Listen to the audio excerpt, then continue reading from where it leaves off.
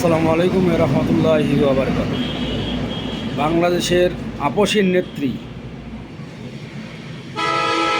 যিনি না থাকলে হয়তো এই বাংলাদেশে গণতন্ত্র টিকে থাকতো না, সেই রকম এক নেত্রী আজকে আমাদের কাছ থেকে বিদায় নিয়ে গেল।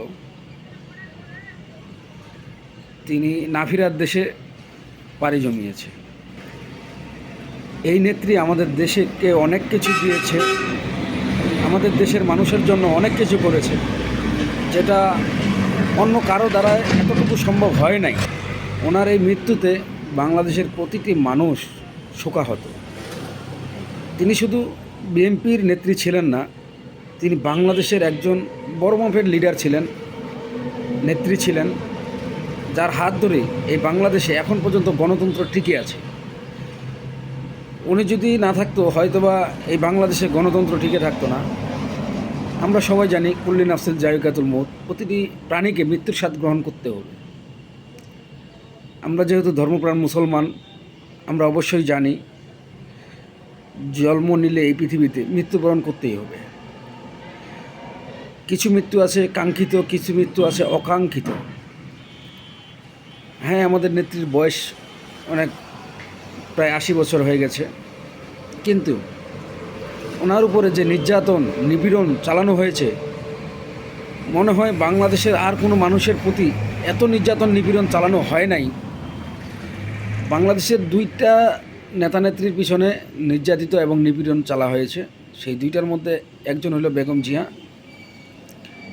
একজন হলো আল্লামা দেলোয়ার হোসেন সাইদি। এই দুজনের মৃত্যুটাকে আমি স্বাভাবিক চোখে দেখি না।